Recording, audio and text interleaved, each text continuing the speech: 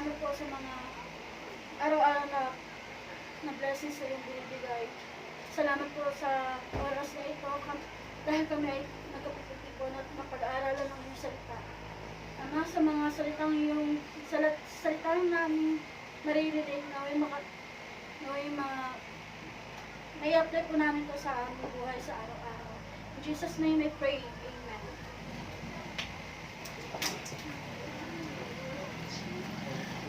Dito kayo, upo, kainit dyan. Dito, meron pa rin po natin. Ito ba, oh. Tingin niyo sa akin, mataba. Ano yung dalawa? Ay! Anak. Musing. Musing, di ba? Pang ilang linggo na natin to? Pang-anim. 6. Pang-anim. Magandang bangitan dahil hindi pati tayo nanlalamig dahil iba sana hanggat may ECQ, hanggat na nakatas yung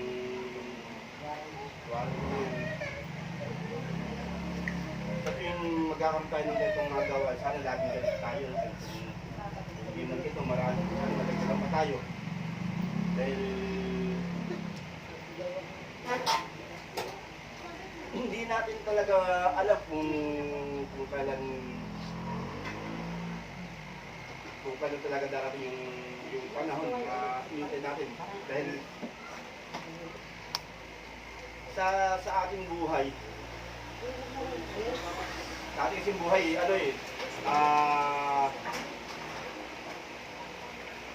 tayo mga mananampalataya, ang inintay lang talaga natin yung second coming ni Jesus Christ. Ito yung ating pinag-aaralan ngayon, laging doon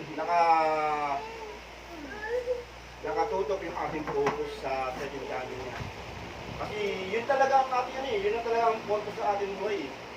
Kung bakit tayo hanggang ngayon nabubuhay pa, kung bakit ang kanyang mga salita kailangan ipalaganap sa lahat ng dako. Kasi kailangan pagdating ng panahon na pagbabalik ni Jesus, wala nang dahil dahilan ng tao. Kaya kailangan ang salita ng Diyos talagang maipalaganap. Kasi yun ang purpose bakit ang kanyang mensahe sa nung pagpalit niya nung binuhay muli siya, nung magpakita siya sa kanyang mga alagad na tumayo kayo at gawin yung disipulo ang lahat ng bansa. Disipulo ko ang lahat ng bansa. Yun ang purpose talaga, kailangan talagang makarinig ang buong sanlibutan ng kanyang mga salita para hindi na makapagdahilan ng sino mo makakarinig ang kanyang mga salita. Ang ating pong pag-aaral ngayon ay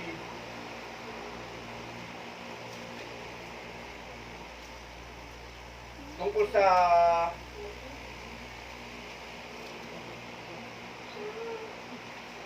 Thessalonica. Yan sa unang Thessalonica. Thessalonica.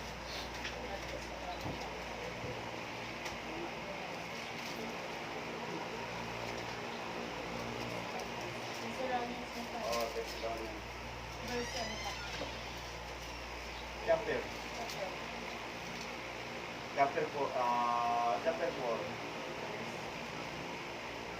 Verse 13, ang pagparito ng Panginoon. Verse 13, First Thessalonica, chapter 4, verse 13.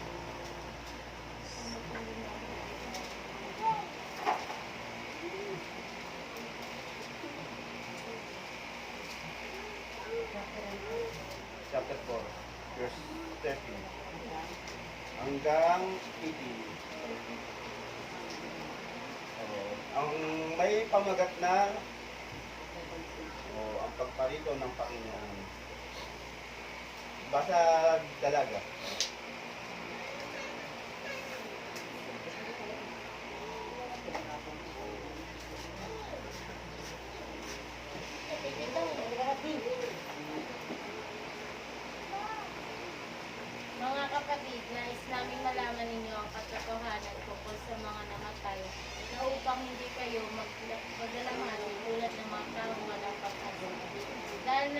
naniniwala tayong si Jesus ay namatay at muling nabuhay. Naniniwala din tayong bubuhayin ng Diyos ang lahat na namatay na sumasampalataya kay Jesus upang isama sa Kanya. Ito ang paturuan ng Panginoon na sinasabi namin sa inyo. Tayo mga nabubuhay pa, tayo mga natitira pa hanggang sa pagkakarito ng Panginoon ay hindi mauuna sa mga namatay na. Sa araw na iyon, kasabay ng malakas na utos, ng tinig ng arkanghel, at ng tunog ng trumpeta ng Diyos, bababa ang Panginoon mula sa langit. Ang mga namatay na sumasampalataya kay Kristo ay bubuhayin muna. Pagkatapos tayo namang mga buhay pa at natitira ay titipunin na sa alapaap kasama ng mga binuhay upang salubungin ng Panginoon kung tatawid sa gayon, makakapiling natin siya magpakailanman. Kaya nga pala kasi ninyo ang loob bawat isa sa pagmamagitan ng mga aral ninyo. Yun po ang ating paksa ngayon, yung pagparito ng pagbabalik ni Jesus Cristo, yung second coming niya. Yun po ang ating paksa. Sa verse 13, sinasabi niya, mga kapatid, sabi ni Padre Pablo, no, mga kapatid, nais namin malaman ninyo ang katotohanan tungkol sa mga namatay. Tayo yung gusto niyang turuan tungkol sa mga namatay. Kasi dalawa yung tinutukoy dito eh. Nais namin malaman ninyo, tayo ngayon, ang tungkol sa mga namatay, upang hindi kayo magdahalamhati tulad ng mga taong walang pag-asa. Yun yung mga taong walang pag-asa tinutukoy. Yun po yung mga hindi sumampalataya kay Jesus Cristo. Tayo ng mga sumasampalataya, binibigyan tayo ng kaalaman tungkol sa mga namatay. Ano po ba ang pagkakaalam natin sa mga namatay?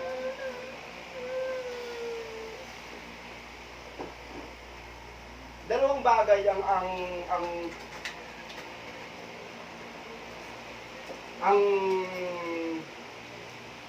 aral tungkol sa mga namatay.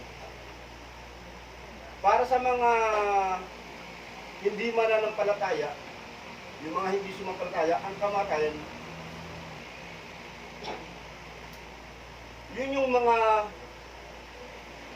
namatay na hindi sumasampalataya ay hahatulan ng kamatayan spiritual. Siya po yun yung sinasabi ni Apostol Pablo na kailangan natin maunawaan yung tungkol sa mga namatay. Yung mga hindi nananampalataya po kasi, lalo higit yung mga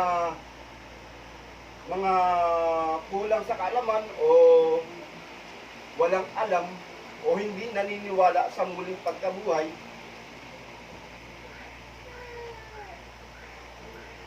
sila po yung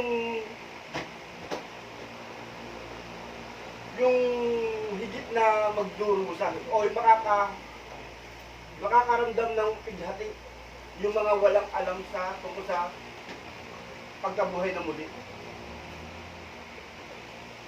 Kaya sinasabi sa atin ni Apostol Pablo sa mga mananampalataya, ituturo niya sa atin ang katotohanan tungkol sa mga namatay. Dahil sa mga taong hindi sumasampalataya, may mga taong nagtuturo o hindi naniniwala sa muling pagkabuhay. Pero nagtuturo na nagsasabi na hindi na mabubuhay muli ang mga patay. Tingnan po natin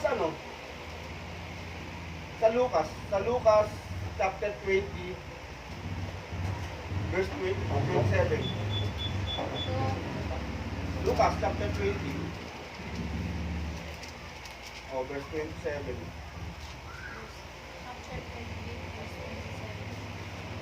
Lucas 20 27. Ito po, babasahin ko na po. May ilang Saduseyo na lumapit kay Jesus. Ang Saduseyo ay hindi naniniwala na muling bubuhay ang mga patay. Ito po yung mga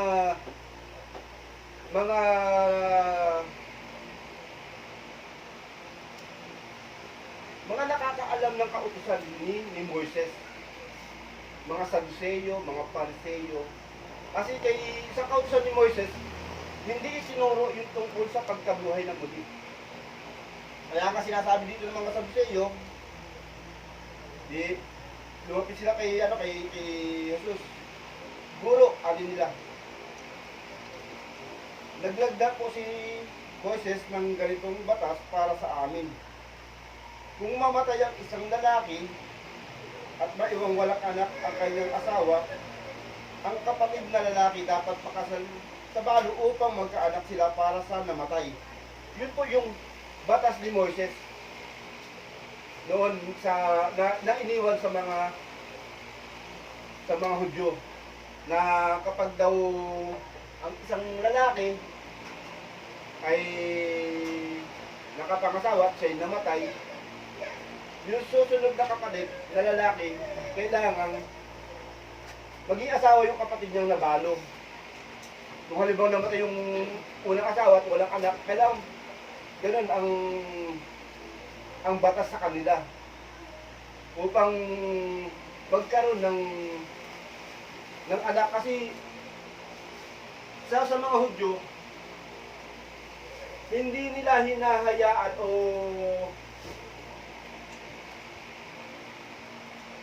hindi nila inaalaw na ang isang angkan mabura. Ibig sabihin, kung halimbawa ang Alvarado o ang sa isang kasi sa mga Hudyo, labing dalawang lipi yan ni Israel ni Jacob. Kung halimbawa ang angkan ni Juda is mauubos na, hindi nila hinahayaan na maubos yan dahil mawawalan ng isang lipi pag naubos po yan. Kaya may ganong batas na nilagay si Moises na kailangan sa isang angkan ng mga Israelita hindi mawalan yung na tagapagmana. Kailangan ang isang angkan o isang lipi, pagka nagkaroon ng asawa at namatay yung lalaki na walang anak, kailangan may papalit agad na isang lalaki na magpapakasal sa asawa ng lalaki na namatay. Kaya ito na nga po nung sinabi nung guro, alin lang, naglagda po si Moises ng ganitong batas para sa amin. Kung mamatay ang isang lalaki at maiwang walang anak ang kanyang asawa, ang kapatid na lalaki dapat pakasal sa balo upang magkaanak sila para sa namatay. May 7 magkakapatid na lalaki. Ito, sinusubukan na yung ano ni Jesus dito, yung kung ano isasagot na dito May 7 magkakapatid na lalaki, nag-asawa ang panganay at namatay na walang anak. So, salita, sa isang pamilya, may 7 magkakapatid na lalaki, nagkaasawa yung panganay, pero namatay nang walang anak. Ngayon, kailangan pakasalan ng sumunod na lalaki yung asawa ng panganay. Napakasal ang balo sa pangalawa at namatay din. Yun din ang nangyari sa pangatlo hanggang sa pang-7. Isa-isang napangasawa ng babae at pawang namatay na walang anak. Ibig sabihin, yung 7 lalaking yun na magkakapatid, napangasawa yung isang babae. Yung unang, yung naging asawa ng panganay.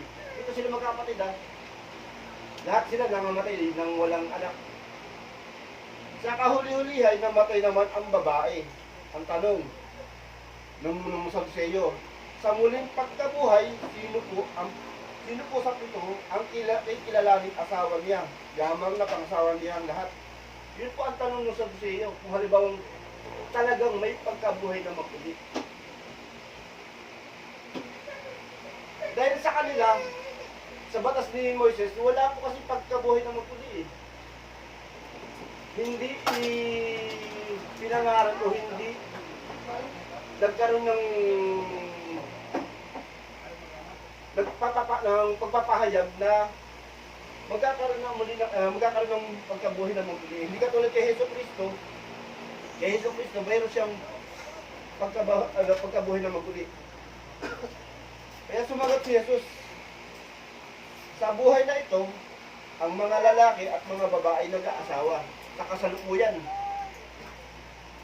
Ang mga lalaki at ang mga babae nagsisipag-asawa. Ngunit ang mga lalaki at babaeng karapat-dapat na muling buhayin para sa kabilang buhay ay hindi mag-aasawa.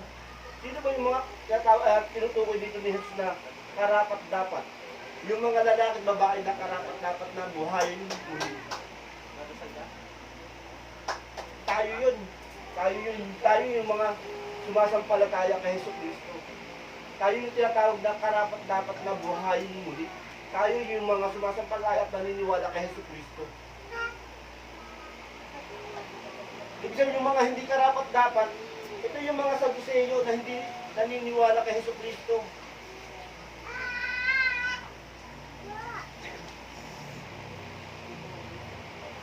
Tuloy ko, sa verse 30, hindi sila mamamatay sapagkat matutulad sila sa mga anghel. See?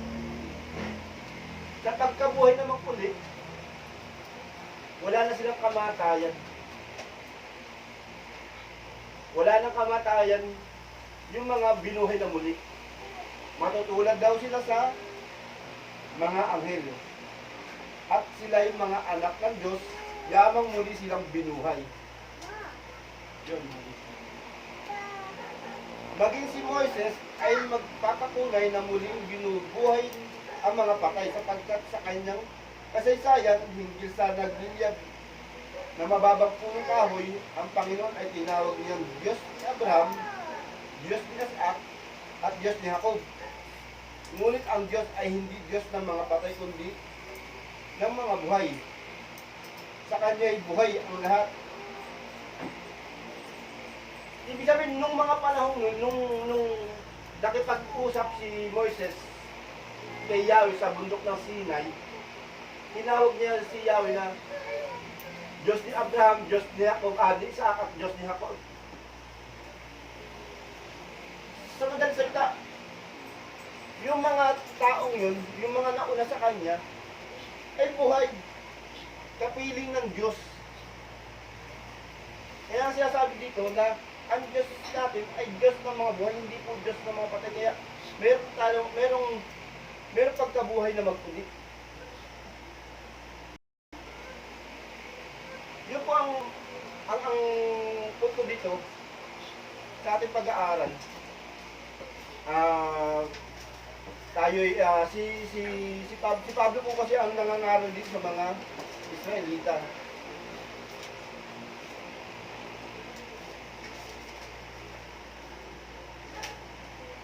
Na sa verse 13, mga kapatid, nais namin malaman ninyo ang katotohanan tungkol sa mga namatay na, upang hindi kayo magdalamhati tulad ng mga taong walang pag-asa.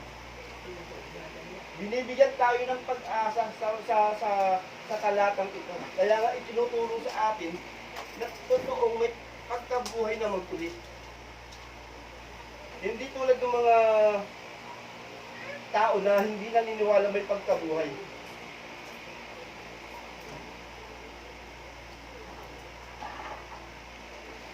Ang mga taong namatay na naniniwala at sumampalataya kay Jesus ay makakapiling ng Diyos. Yun na nga po sa Lucas, no, nakita natin na kapiling nga po ng Panginoon ang mga binuhay. Verse 14, dahil naniniwala tayong si Jesus ay namatay at muling nabuhay, naniniwala din tayong bubuhay ng Diyos ang lahat ng namatay na sumasampalataya kay Jesus upang isama sa Kanya. Yun po yung sinasabi sa verse 14, ano? Ito yung pagkakaiba natin sa mga taong hindi sumasampalataya.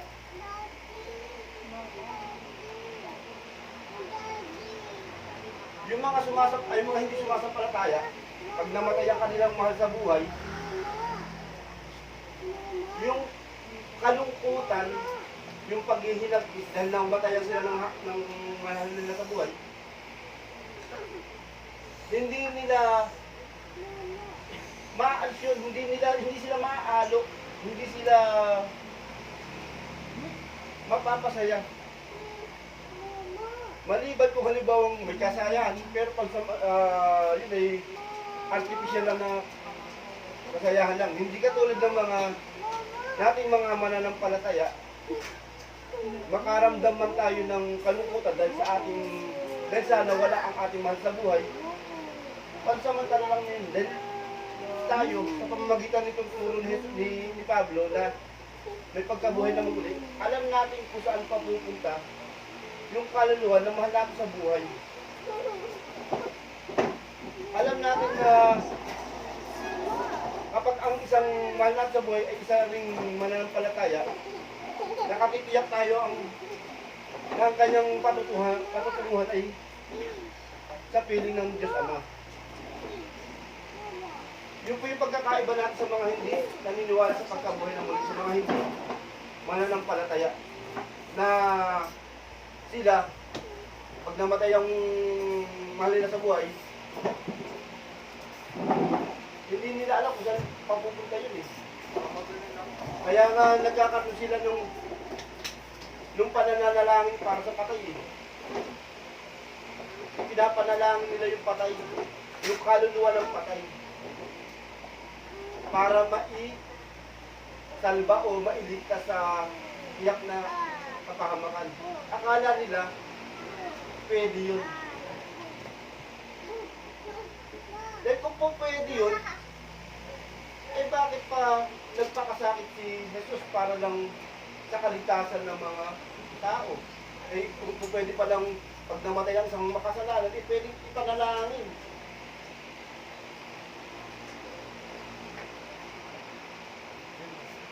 Kaya yung mga taong hindi sumasampalataya kay Jesus, walang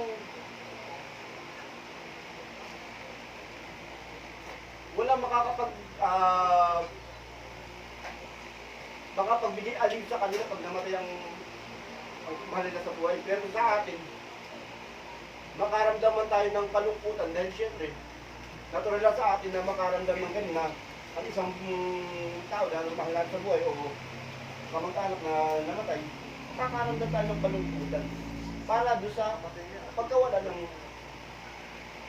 ating mahal sa buhay. Pero yung katotohanan na nalalaman natin na yung mahal natin sa buhay na mananampalataya, alam natin na maging maayos ang kanyang buhay sa kabilang buhay, sa piling ng Diyos Ama.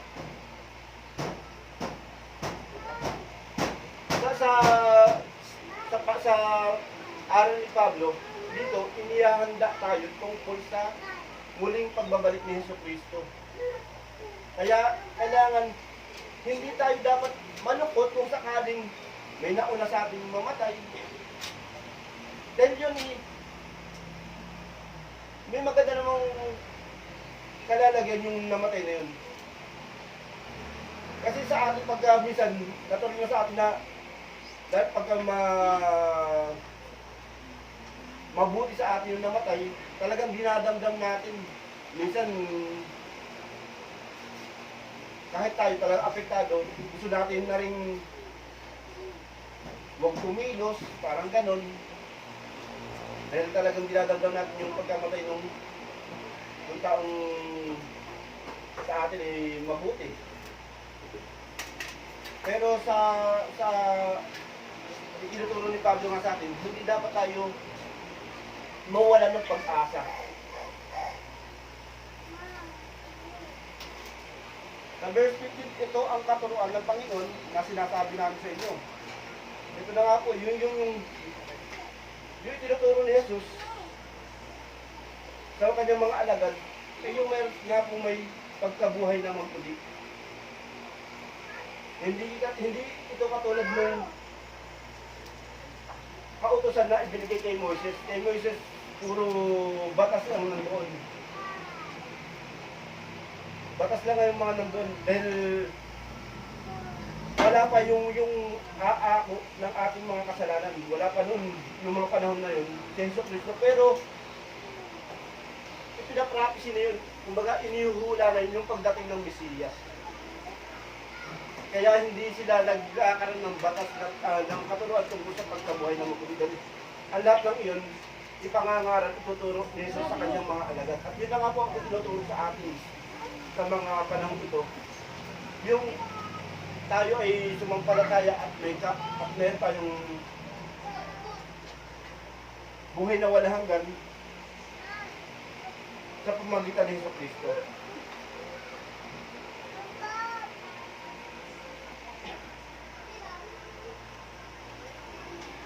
Tayong mga nabubuhay pa, tayong mga natitira pa hanggang sa pagpalit ng Panginoon, yun na nga po ang ating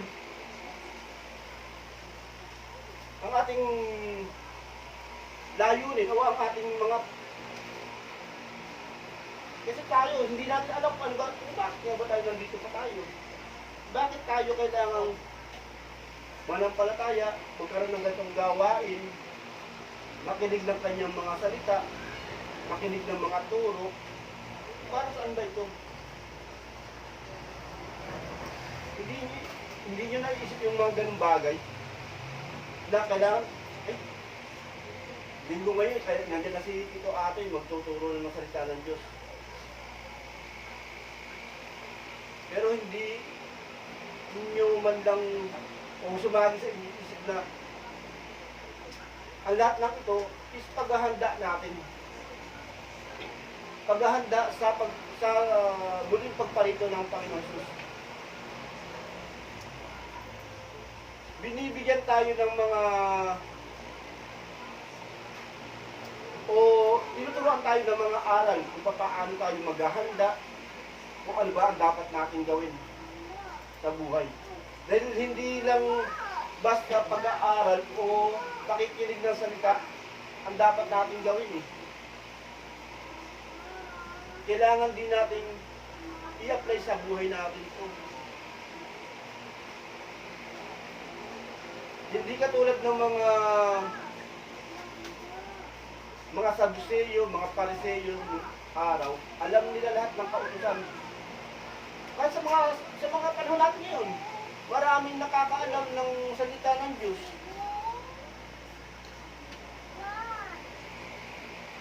Maraming nagtuturo.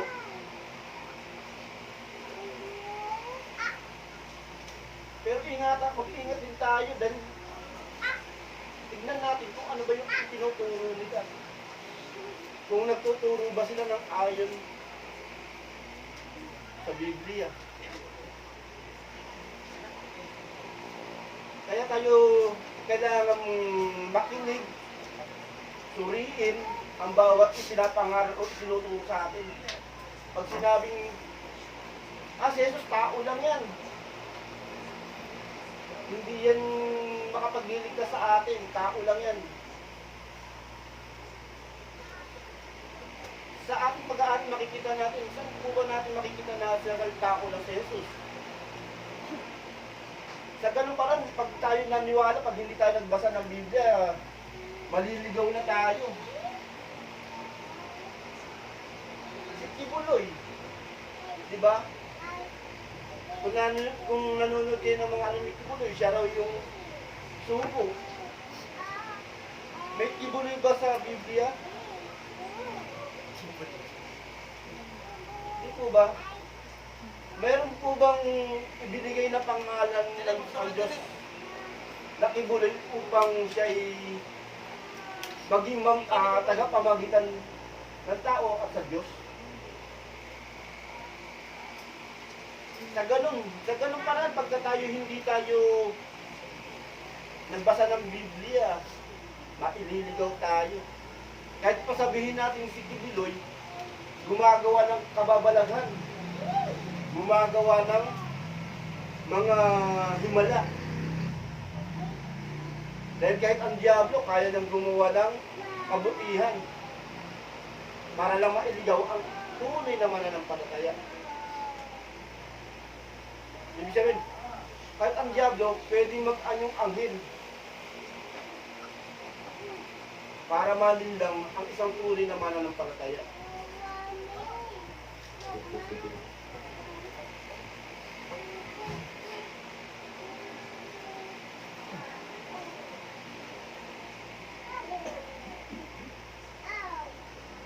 Tayong mga nabubuhay pa, tayong mga natitira pa, hanggang sa pagparito ng Panginoon,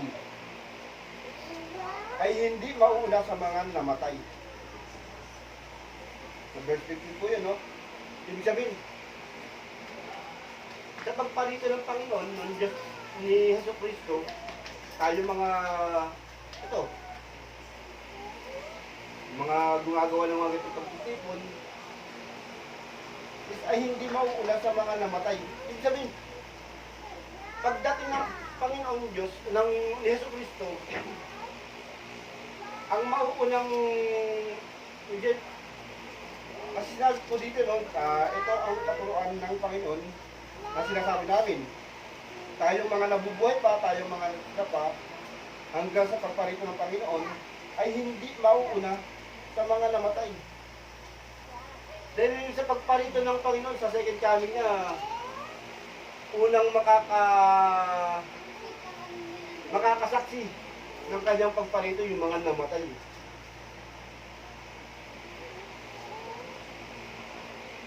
Sa araw na iyon, verse 16, sa araw na iyon, kasabay ng malakas na utos ng tinig ng arkanghel at ng tunog ng trumpeta ng Diyos, bababa ang Panginoon mula sa langit.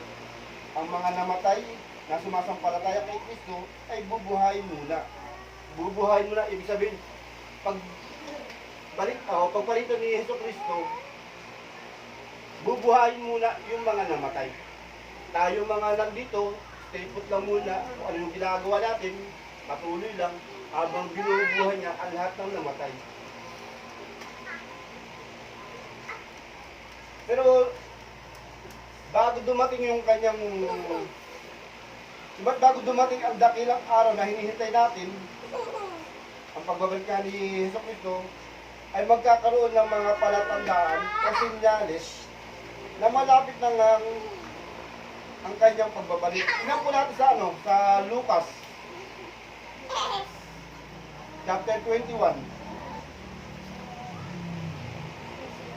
verse 7.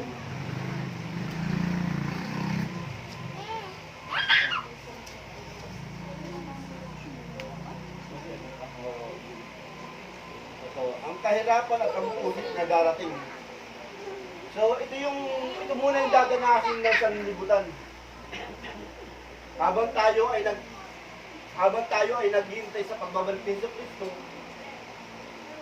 may mga palatandaan na malapit na dumating ang Panginoon. Ito na nga po sa Lucas chapter 20 verse 7.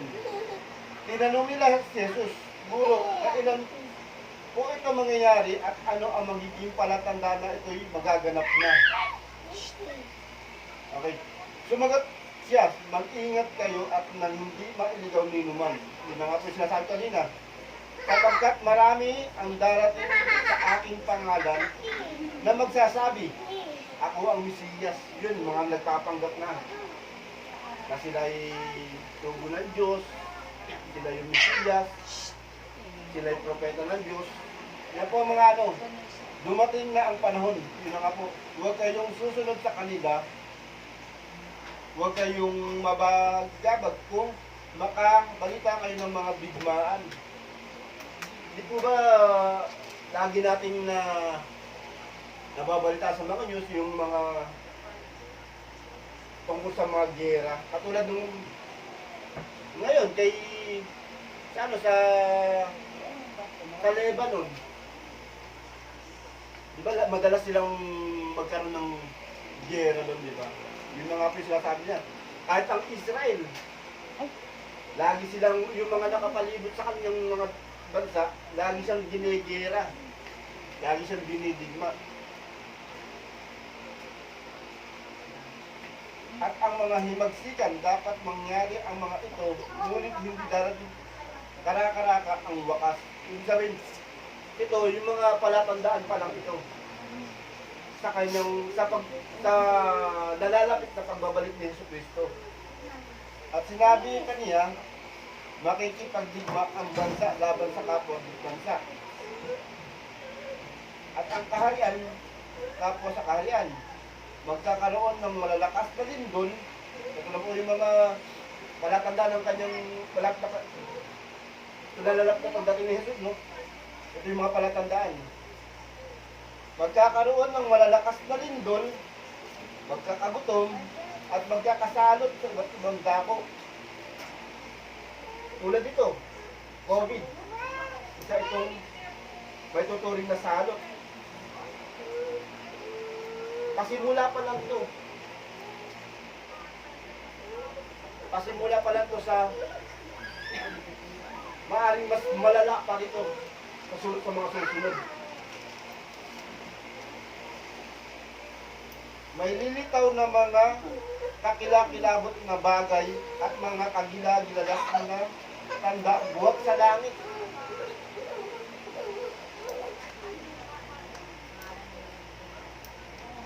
So, makikita natin yung mga palatandaan ito. Magkakaroon daw ng mga kakilakilabot na bagay at mga kagilagilalas na tanda buhat sa langit. Ano man yun? Hindi natin alam. Ibig sabihin, maaaring mag-iba ang itsura ng kalangitan.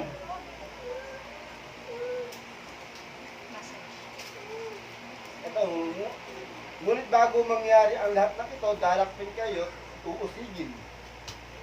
Kayo'y dadalhin sa mga sinagoga upang litisin at ipabilanggo. At dahil sa akin, ay ihaharap kayo sa mga hari at mga gobernador. Ito ang pagkakataon ninyo upang magpatod tungkol sa akin.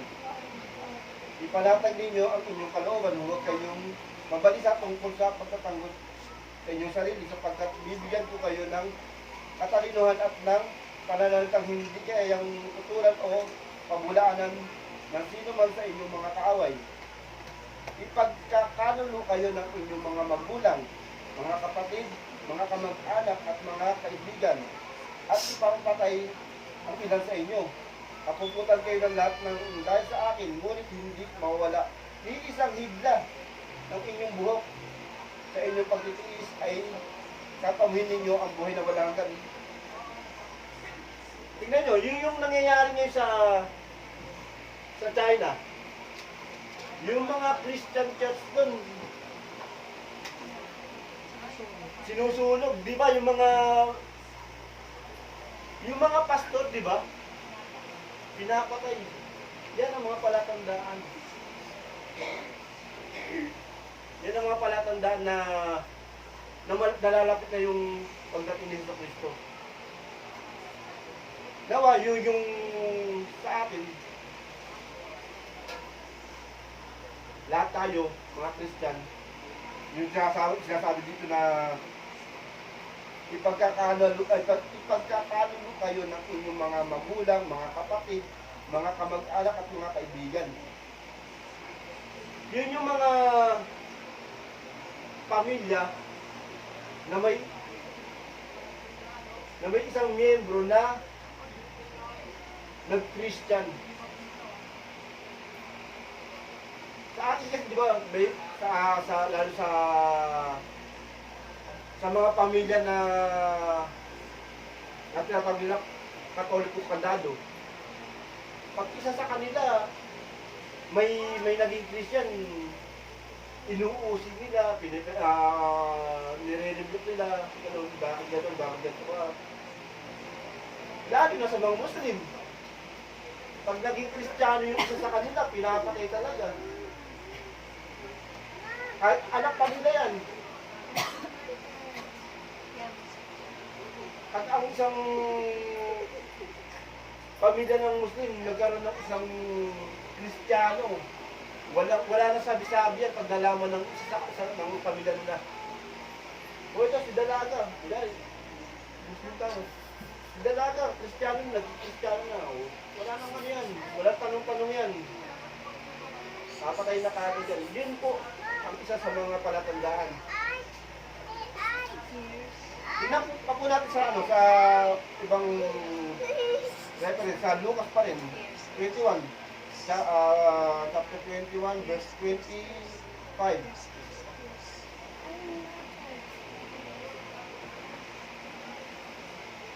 25 to 27. Ito, ang pagbato ng anak ng tao. Ito, mga palatandaan pa lang to, ha. O mga, anong to, mga nangyari to, ang magkakaroon ng mga tanda sa araw at sa buwan. At sa mga bituin, sa lupa, ang mga bansa ay masisindak at malilito dahil sa ugong at mga danunon ng dagat.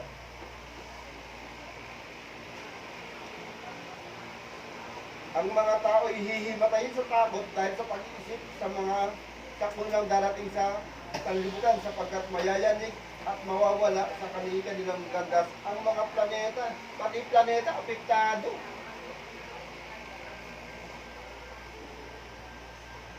Nakikisa sa pagparito sa pagbabalik ni Jesucristo. Mawawala sa kanilang landas ang mga planeta at iba pang katulad dito na nasa kalawakan. Ibig sabihin, hindi lang dito sa lupa. Kung halimbawang nasa outer space yung mga astronaut, makakaramdam sila ng pagbabago dun. Pag inabutan sila ng mga ganung palatandaan. Kaya nga sila nasabi, malilito ang mga tao. Yung mga pinag-aaralan, yung mga takbo o galaw ng mga planeta, magkakaroon sila ng pagkalito. Bakit o ba? Nagkaroon ng ganito. Bakit ang Pluto, ang layo-layo, dumidikta sa Earth.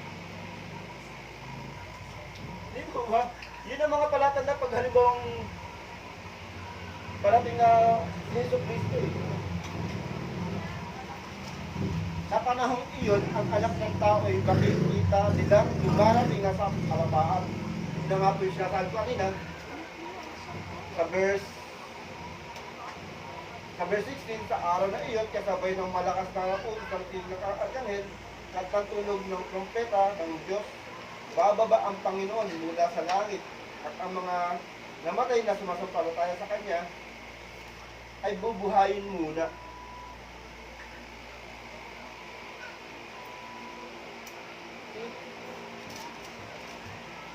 Makikita sa panahong iyon, ang anak ng tao ay makikita nilang dumarating na nasa alapaap, may dakilang kapangyarihan at malaking karangalan. Ayan. Kaya kasi sabi Pablo, kapag nagsimula na mangyari ang mga bagay na ito, kahit sabihin natin nangangamatay na o hinahimatay na yung mga tao, yung mga hindi mananampalataya, mga hindi handa. Tayong mga handa, sinasabi niya, huwag kayo mabahala. Magalak kayo. Kapag nagsimula ng mangyari ang mga bagay nito, magalak kayo. Sapagkat malapit na ang pagliligtas sa inyo. Kahit nakakakita na tayo ng mga kapatid natin pinarurusahan o nakakaranas na natin ng persecution, tayo ng mga, pero hindi naman sinabi naman dito, hindi mawawala, hindi sabihin ng inyong buhok. Sa inyong pagtitis ay tatabihin ninyo ang buhay na wala hanggan. Iingatan pa rin tayo ng Diyos, ng ating Panginoon Diyos. Sa mga panahong iyon.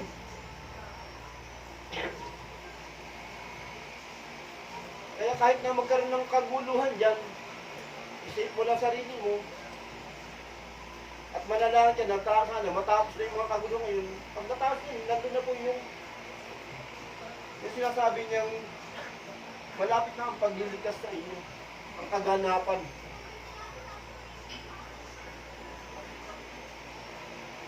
Sa 70 po, Verse 17, pagkatapos tayo namang mga buhay pa at natitira pa ay titipunin sa alapa at ibig sabihin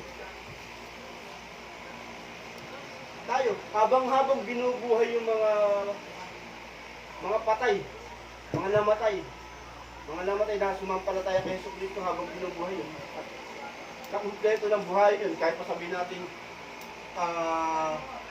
yung limit yan isinabog na sa kusaan. Magsasama-sama yan. O, magbubuhay yan, bubuhay ulit yan ng Panginoon Diyos. At pag nakumpleto na yun, tayo naman mga buhay, ano man ang ating kalagayan, ano ba ang ganito ang ginagawa natin, magtitipon-tipon, nakikinig sa aral ng Diyos, nakikinig sa salita ng Diyos. Diba?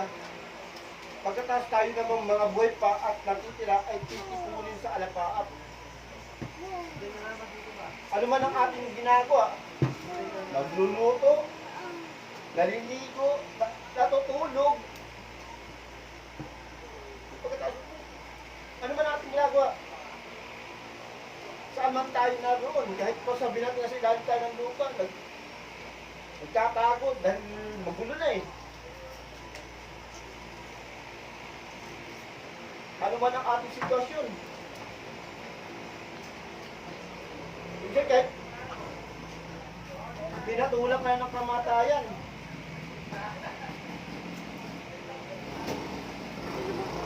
Ay kukunin tayo at iiwan natin yung mga taong walang pananampalataya kay Yesu Cristo.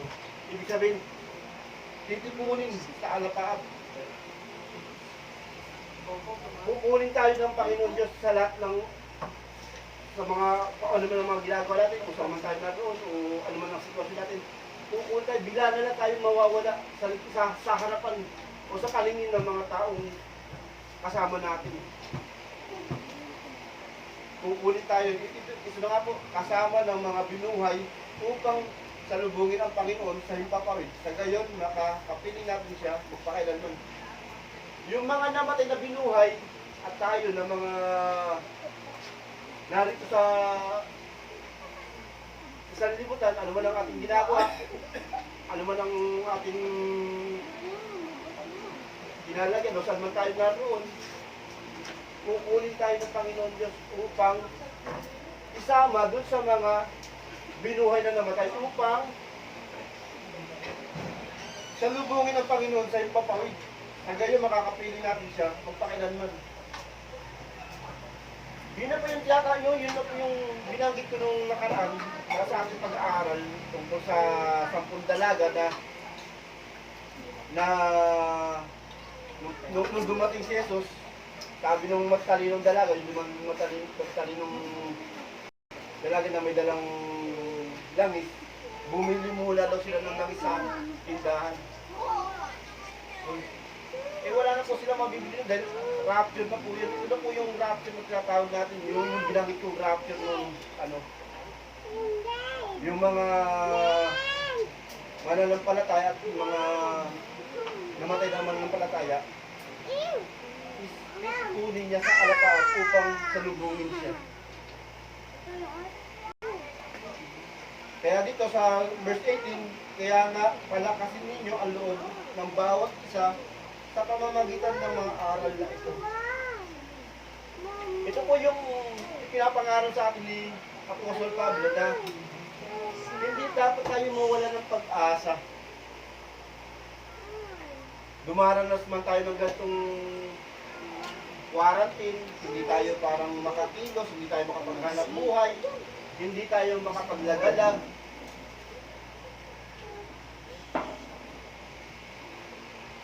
Nasabi, hindi dapat tayo mawalan ng pag-asa. Sa halip, ito yung magandang pagkakataon, ito yung magandang panahon para tayo'y maghanda. Maghanda sa muling pagbabalik ni Yesu Cristo. Sa pamagitan ng ano? Ng mga ganitong gawain. Kahit pa sabihin natin, tumagal pa ito. Tumagal pa yung isip yung ito. Yung lockdown na ito. Ito yung magandang pagkakataon dahil pag walang lockdown, hindi natin maiisip na magkatipon-tipon tayo ng ganito eh. Hindi natin maiisip na magsimba ng linggo. Hindi natin maiisip na magbasa ng salita ng Diyos o magbulay-bulay nito. Kahit na lang sa pagbabasa, kahit hindi na natin pagbulay-bulayan dahil may mga salita doon o mga talata na mahirap unawain, na mahirap pagbulay-bulayin. Pero sa tulong ng mga ganitong pagtitipon, ng mga ganitong pagpapaliwanag, pagpapahayag, unti-unti magkakaroon kayo ng idea, magkakaroon kayo ng sarili nyong parang pagbubulay-bulay. Maiisip nyo yung mga salita na sinalita ngayon, yung mga pinaliwanag. Kaya sa mga panahon na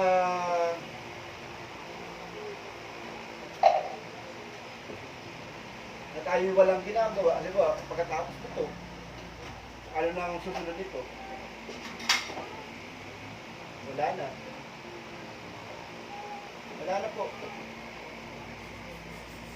Kumbaga, pumunta lang tayo dito dahil araw ng pagsimba. Pagkatapos, wala na. Another day na naman lilipas, Lunes, Martes, Miyerkules, Bible study na naman. Pagkatapos, wala na naman.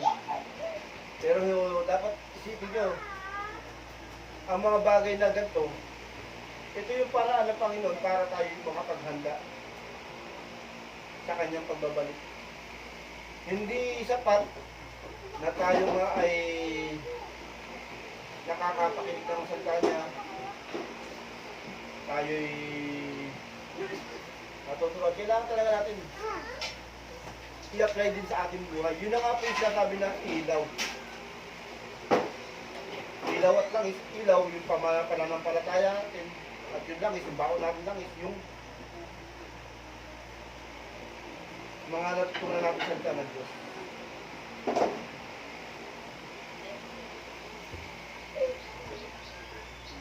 Yun na po ang ating pag-aaral sa mga sandali dito sa oras ito. Sana bago dumating ang Panginoon Diyos, talaga nakahanda tayo. Baka pagdating niya, hindi natin alam kung kailan. Dahil sinasabi nga niya, parang ang pagdating daw ng Panginoon Diyos ay parang magdanakaw.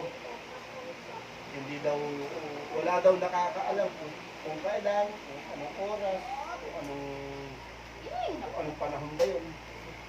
Pero yung mga palatandaan, ibinigay.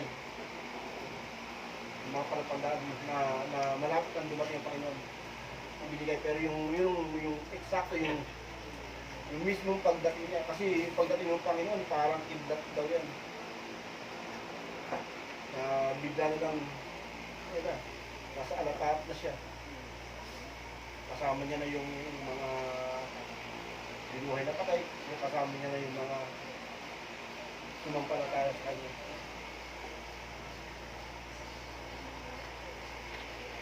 O tayo po manalangin para sa ating pagkatapos. Pero isa pang tayo sa give thanks ang natin. Give thanks. Nay na. Oo, yun pa rin.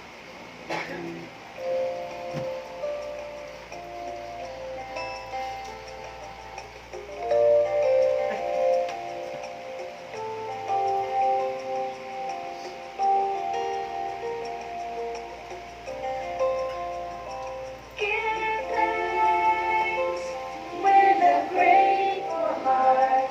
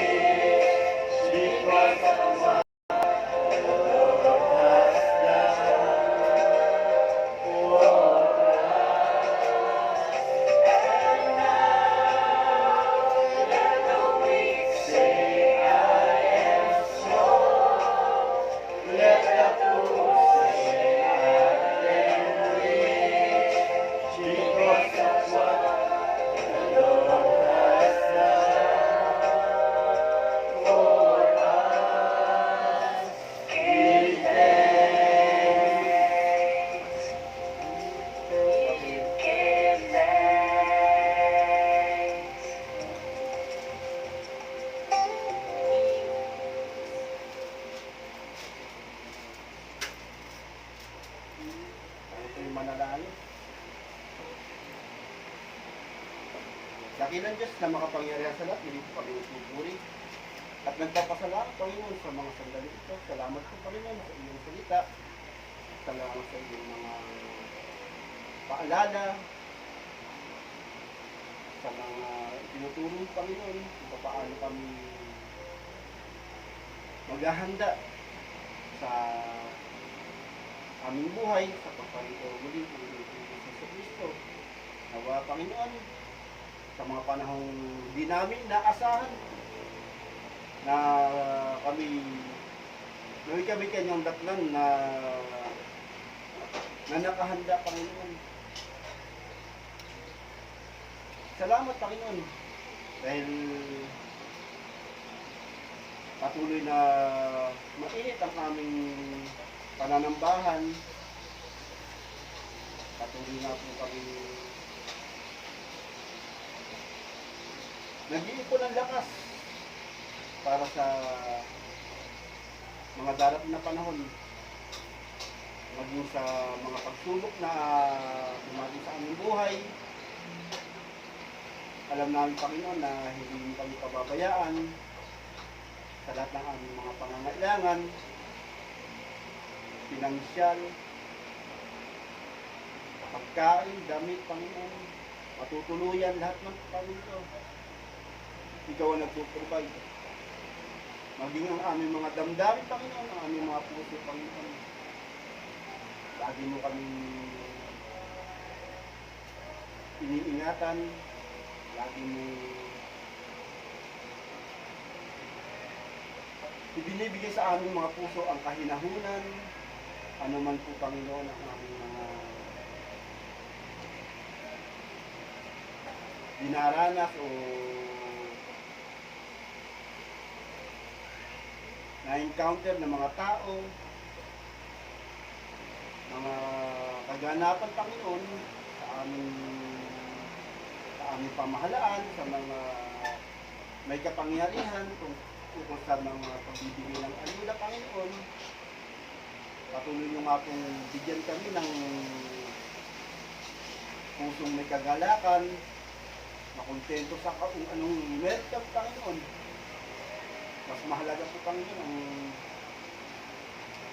ang manatiling malinis ang puso kaysa sa mga pagkain na ito, mga Panginoon. Kaya lubos po kami nagpapasalamat sa iyo, Panginoon, dahil hindi mo hinahayaan na magkaroon ng hindi pagkakaunawaan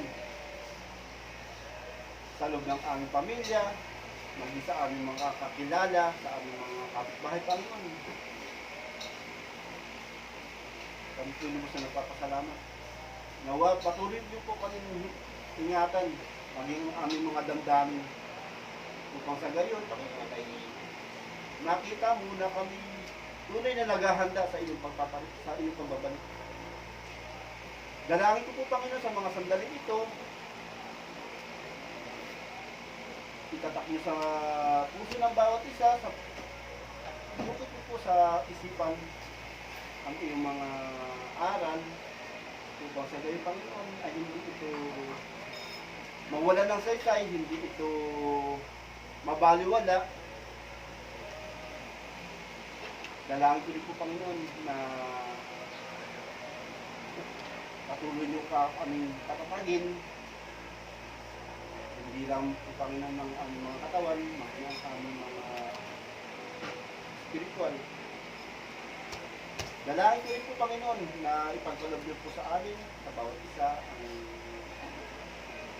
mainam na kalusugan. Ilayo niyo po kami sa lahat ng mga kapahamakan, sa aming mga kinatatakbutang lumalaganap na COVID po, Panginoon. Ang mga miyembro po ng Pamilya Alvarado, mga may dinaramdam o mahina ang pangangataw, Panginoon, alagaan niyo po siya, ingatan niyo po sila, Panginoon, ang ating mga magulang, sa tatay, si nanay, Panginoon, patuloy niyo nga po siya bigyan ng kalakasan. Ito, sa gayon, ay makapagpatuloy pa rin na maunawaan ka ang iyong mga salita, ang iyong kadakilaan, Panginoon, sa mga sundan ito. Kaya din po kay Willie, at Inora, na alam mo naman po kung anong kalagayan nila, at sa mga membro ko ng mga pamilya ko, Panginoon, ang mga pamangkin ko na may mga sarili-sarili ng pamilya, Panginoon, nawa, kayo po ang lumipo ng kanilang mga puso upang ang mga pagsasama nila ay maging maayos, maging sumusunod sa iyong mga tuntunin, Panginoon. Kayo po ang siyang magbigay sa kanila ng puso na may pag-ibig sa isa, ang pagkakaunawaan, pag-ibig sa mga mag-asawa, Panginoon. Salamat po, Panginoon, sa iyong kabutihan, maging sa mga bata, Panginoon. Dinadalangin ko po, Panginoon, na inayunin po sila sa lahat ng kapahamakan at karamdaman. Itulog niyo po, Panginoon, na lumaki sila na may pagkakakilala sa iyo, may pagkatakot, at matuto rin po, Panginoon, masunod sa kanilang mga magulang. Salamat po, Panginoon, sa iyo.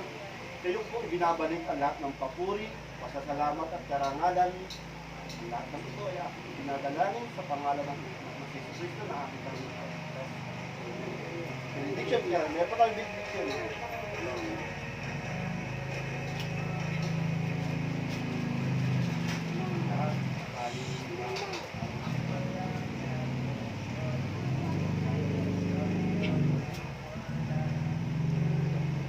Kaya't lumapit tayo sa Diyos nang may tapat na kalooban at matibay na pananampalataya.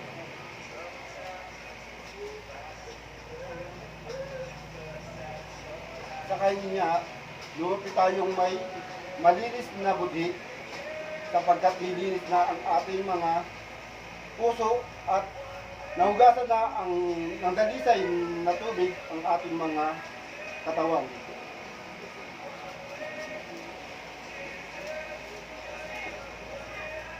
Ang pag-ibig ng Diyos Ama, ang biyaya ng Jesucristo at ang patnubay ng Espiritu Santo ay sumaaring nawa ngayon at magpakailanman.